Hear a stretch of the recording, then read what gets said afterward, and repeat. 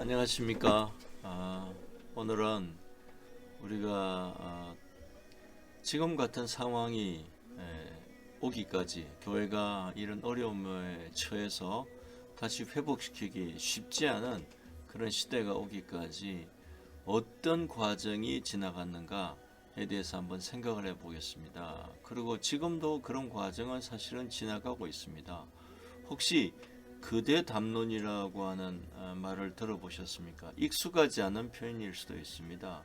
아주 근본적으로 어떤 그 기초가 되는 이론들을 오랫동안 다룬다 이런 뜻입니다. 어떤 지엽적인 그런 측면도 있겠지만은 사회 제도에 대해서 또 세계관에 대해서 근본적인 어떤 변화를 가지려고 하는 그런 노력들을 하는 거죠. 예.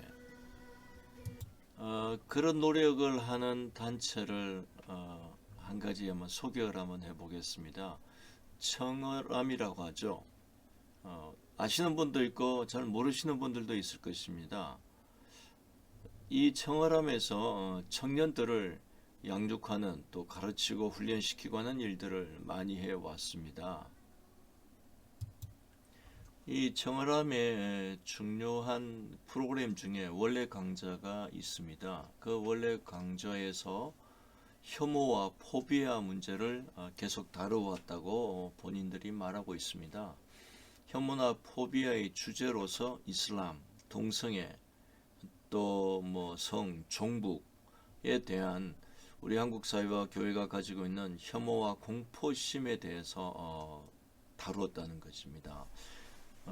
입장은 교회가 좀 더 오류나 왜곡을 고쳐야 한다는 것입니다. 그래서 지금의 교회는 무리한 기독교의 수준을 넘어서서 혐오의 기독교, 물론 이 혐오의 기독교라고 하는 게뭐 이슬람이나 동성애를 혐오한다는 말도 있지만은 그래서 역으로 혐오의 대상이 되어가고 있는 그런 교회가 되어가고 있다는 거죠.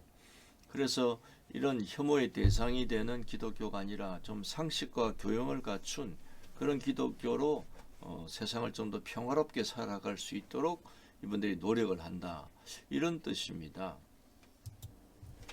청람은 우리 김동원 목사님께서 심호하던 그 높은 뜻 숭의교회죠. 그 숭의교회에 있었습니다. 거기서 부설단체로 출발을 했고요. 저도 시작할 때 가보았습니다. 청년들에게 좀 더 새로운 시야를, 사회를 보고 또 신앙을 보는 새로운 시야, 교회에 대한 새로운 시야들을 열어주기 위한 하나의 지식 생태계를 만들기 위해서 좋은 뜻으로 출발했다고 생각을 합니다. 그런데 제가 뉴스앤조이에서 이 청어람에서 발제한 논문을 제가 보고요. 물론 이 논문이 청어람 전체의 대표라고 말할 수는 없습니다. 그러나 지금 우리의 시국과 관련해서 발표한 것이기 때문에 좀 관심을 가지고 제가 보게 되었습니다. 내용은 뭐 간단하게 보면 이런 겁니다. 이전에는 그 우익, 그러니까 거구라고 불리죠. 우리 광화문에 있는 목사님들이 대부분 거구라고 평가를 받는데 그런 거구 이데올로기의 사람들은 뭐 노인들이나 또 뭐 좀 나쁘게 말하면은 뭐 골통 이런 표현들을 쓰는 분들이었는데 최근에는 젊은 청년들이 많이 참여하는 걸 보고 거기에 대해서 분석을 한 것입니다. 그 분석이 참 독특해요. 제가 그대로 한번 읽어보겠습니다. 개신교 우익 청년들이 좌파를 인식할 때 느끼는 피해의식 때문에 그들로부터 모욕감과 박탈감을 느끼게 된다. 굉장히 놀라운 표현이죠. 이렇게 분석해서 발표하는 것을 제가 보았습니다. 그리고 이 개신교 청년들이 우경화하는 것은 자기들이 모욕감을 느꼈는데 이 모욕감을 준 좌파를 악마화해서 자기들을 정당하게 정당화시키고 있다. 뭐 이렇게 얘기도 하고요.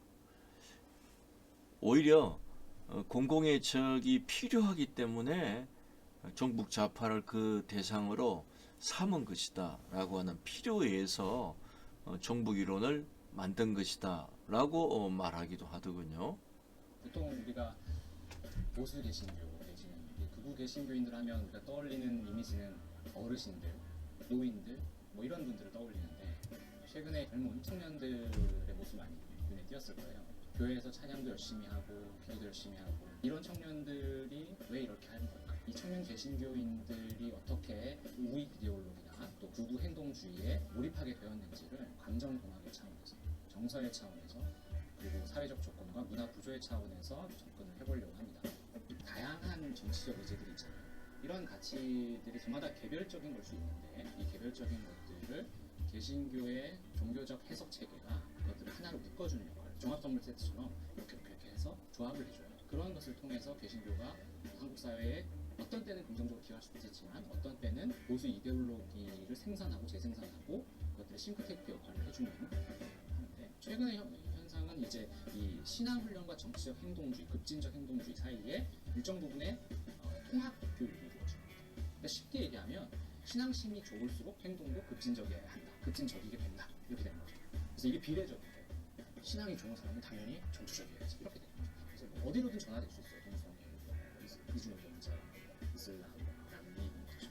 그리고 이제 기존의 이제 우익 정체성, 그다음에 기독교 정체성 이런 것들에서 얻는 피해 의식들이 있는데 그 피해 의식들이 굉장히 유사한 거죠. 그러니까 기독교인으로서도 아니면 보수적인 정치 입장을 가진 사람들이 사회에서 왜 비난을 받고 비판을 받는지에 대한 성찰을 하는 것이 아니라 나를 정당화하기 위해서 타인들을 적으로 삼고 악마화하면서 그 사람들이 나를 박해하고 있다고 상상하는 동시에 좌파 독재가 이루어집니다. 그래서 이제 이 사람들은 자기를 제외한 이런 진보적인 좌파 진영들이 옹호를 하고 있고 이 사람들이 지식을 생산하는데 이 사람들이 굉장히 교만하고 교만한 지식을 강요하려고 하는 자신 정체성을 키워가는 거죠. 사실 반지성주의가 강화하게 되죠. 강의 전체는 아니고 강의를 소개하는 내용이었는데요. 직접 들어보시니까 어떻습니까? 좀 뜻밖이라는 생각이 들죠. 예. 많은 분들의 그 기도와 믿음의 소망들을 이거는 반성해야 될 일을 반성하지 않고 오히려 피해의식이라고 생각해서 상대를 악마화하는 그런 이야기로 매듭을 짓는데요. 굉장히 다릅니다. 관점이 굉장히 다르죠. 우리의 믿음을 사회 심리나 사회 현상의 한 부분으로 이야기하는 것입니다. 그 내용에 들어있는 실제가 정말 그러하냐, 사실이냐, 사실이 아니냐에 대해서는 별 관심이 없습니다. 오히려 왜 저렇게 반응을 하지? 왜 저들이 저렇게 오해를 하지? 왜 저런 왜곡된 시각을 가지지? 라는 관점에서만 분석을 하는 것을 우리가 볼 수 있습니다. 한 가지 더 기사를 살펴보겠습니다. 요즘 교회가 여러 가지 구설수에 오르는 것 중에 하나가 명성교회의 목회 세습에 관한 이야기가 있습니다. 우리 잘 아는 손봉호 교수님이요. 이 일을 두고 신사참배보다 더 부끄럽다. 그렇게 TV에 나와서 말씀을 하셨어요. 저는 명성교회를 대변하거나 옹호할 생각은 없습니다. 그러나 명성교회의 목회 후임자를 구하는 문제는 첫 번째는 명성교회의 공동의회가 교우들이 결정할 수 있는 권한이 있고요. 그 후보자 중에 아들이 되냐 안 되냐의 문제는 교단 헌법에 속한 것입니다. 교단 헌법은 예장 통합이죠. 그 예장 통합의 교단 헌법입니다. 모든 세상의 교회가 그런 헌법을 가지고 있지는 않습니다. 그렇지만은 신사참배에 관련된 이야기는 교단 헌법이 아니고 하나님의 말씀에 있는 것입니다. 십계명에 있는 것입니다. 그래서 사람이 교단 헌법의 내에 있는 문제에 대해서 위배되는 것과 십계명에 위배되는 것을 비교할 때 신사참배보다 더 부끄럽다 이렇게 말하는 것은 이거는 성경에 대한 관점에 위험한 특징이 있습니다. 예를 들면 미국에서 가장 큰 교회 여러분 조엘 오스틴이라는 목사를 아시죠? 그 조엘 오스틴 목사는 사실은 아버지 존 오스틴의 목회를 물려받았습니다. 아버지가 열아들 중에 조엘 오스틴이 가장 낫다고 판단해서 물려줬죠. 레이크우드에 있는 교회입니다. 이러므로 나라마다 다르고 교단마다 다릅니다. 물론 교단의 헌법도 잘 지켜야 되겠죠. 그렇지만은 교단 헌법의 문제와 신사참배같이 십계명의 문제를 비교할 때 신사참배보다 더 부끄럽다 이렇게 말하는 것은요 굉장히 오류입니다. 이런 오류들이 너무 보편적으로 사실은 우리에게 주어집니다. 얼마 전에 비슷한 문제가 있지 않습니까? 예. 그 동성애에 관한 우리 손봉호 교수님의 입장 때문에 아주 문제가 됐던 적이 있습니다. 우리는 이런 많은 이야기들 속에서 반드시 정말 하나님의 말씀, 로고스가 가지고 있는 그 기준을 놓치지 않도록 굉장히 조심해야 합니다. 우리는 이러한 그 거대 담론을 만들어가는 기초 작업에 대해서 관심이 있어야 합니다. 왜냐하면 이런 거대 담론을 만든 오랜 시간이 지나서 사실은 뭐 20년, 30년 지나서 열매를 맺은 게 바로 오늘의 우리의 시국이기 때문에 그렇습니다. 이런 그 결과를 빚는 것은 결코 1년, 2년 만에 만들어지는 것이 아닙니다. 오랜 시간에 걸쳐서 그리고 교회 밖에서 만들어지는 게 아닙니다. 교회 안에서 만들어지고 시민사회에서 만들어지고 또 대학이나 이 지성인 사회에서 만들어져서 온 사회까지 완전히 퍼져갈 때 그 결과가 사회 현상으로 오늘 같은 정치적 반전으로 나오게 되는 것입니다. 그럼 우리는 모든 현상을 볼 때, 뭐 TV에서 그 토크 하나를 들을 때, 또 책을 한 걸 읽을 때, 그런 많은 우리의 삶의 일상 가운데서도 늘 하나님의 말씀을 기준으로 그 말씀이 가지고 있는 그 성령의 감동, 성령의 인도하심을 따라서 늘 관찰하고 분석하고 해야 합니다.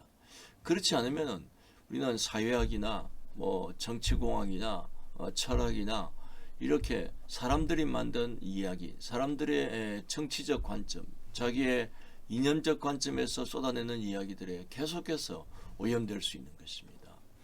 하나님의 말씀은 살아있고 운동력이 있습니다. 우리의 관절과 골수를 찔러 쪼개서 새롭게 하시고요. 우리의 영과 혼을 변화시킵니다. 하나님의 말씀에 늘 귀 기울이고 마음을 열고 또 그 말씀의 성령으로 인도를 받는 그런 믿음의 여정을 날마다 걷기를 힘써서 승리하시는 그런 저와 여러분 되시기를 진심으로 축복합니다. 감사합니다.